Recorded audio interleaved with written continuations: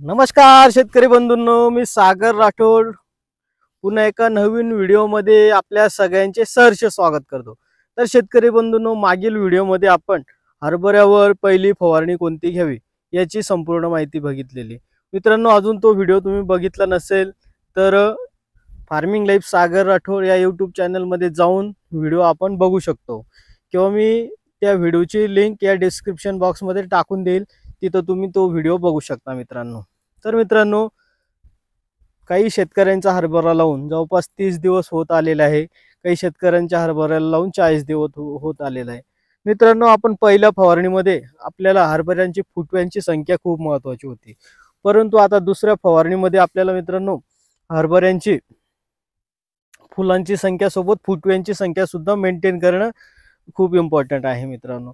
तर आपण ह्याचीच माहिती आज घेणार आहोत की हरभऱ्यावर दुसरी फवारणी कोणती घ्यावी आणि जी अळी येईल, शेंडा खाणारी अळी, तर त्या अळीला नियंत्रण कसं करावं तेही आपण आज या व्हिडिओच्या माध्यमातून बघणार आहोत।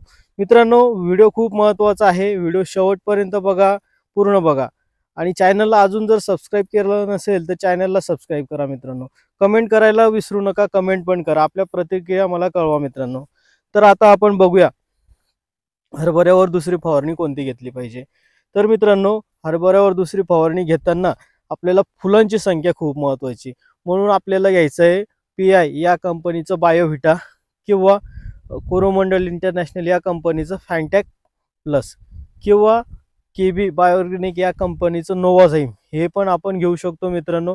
हे तिघं टॉनिक घेतले मित्रांनो, हे फुलांची संख्या वाढवण्यासाठी खूप चांगले कार्य करतात। यासोबत आपण एखादं फर्टिलायझर घेऊ शकतो जे की फुटव्यांची संख्या वाढवेल, त्यामध्ये आपण 11-36-24 हे ICL कंपनीचं घेऊ शकतो आणि फुटव्यांची संख्या वाढवू शकतो मित्रांनो। हे बघितले आपण फ्लावरिंगसाठी मित्रांनो। आता आपण बघूया अळीनाशक कोणतं वापरलं गेलं पाहिजे मित्रांनो, अळीनाशकामध्ये आपण इमामॅक्टिन बेंझोएट 5% हे दोघांपैकी कोणतेही घेऊ शकतो आणि अळीला नियंत्रणात आणू शकतो मित्रांनो।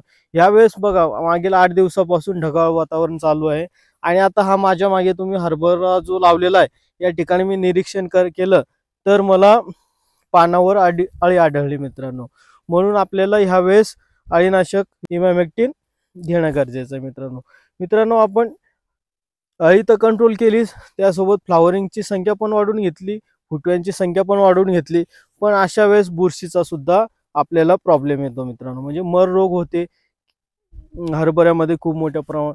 तर यावेळेस आपल्याला आंतरप्रवाही एखादं बुरशीनाशक फवारणी सोबत घेणं गरजेचं आहे, त्यामध्ये आपण रोको हे घेऊ शकतो किंवा आपण साप पावडर सुद्धा घेऊ शकतो, आपण रेडोमिल गोल्ड सुद्धा घेऊ शकतो मित्रांनो फवारणीला। तर मित्रांनो, आता आपण बघूया सगळ्यात आपण कोणते कोणते कॉम्बिनेशन बघितले मित्रांनो। बायोव्हिटा, नोवाझाईम, त्यानंतर फॅन्टॅक प्लस आणि त्यासोबत 11-36-24 आणि इमामॅक्टिन बेंझोएट 5% आणि शेवटचं मित्रांनो एक आपण बुरशीनाशक बघितले, रेडोमिल गोल्ड, साप पावडर किंवा रोको। या तिघांपैकी आपण कोणतेही एक बुरशीनाशक घ्यायचं, तिघा टॉनिकापैकी कोणतेही एक टॉनिक वापरायचं आणि 11-36-24 आपण कंटिन्यू वापरू शकतो मित्रांनो।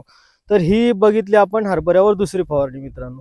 अशाच प्रकारे नवनवीन माहितीसाठी फार्मिंग लाईफ सागर राठोड या यूट्यूब चॅनलला सबस्क्राईब करा, व्हिडिओला लाईक करा आणि आपल्या शेतकरी बंधूंपर्यंत शेअर करा। धन्यवाद।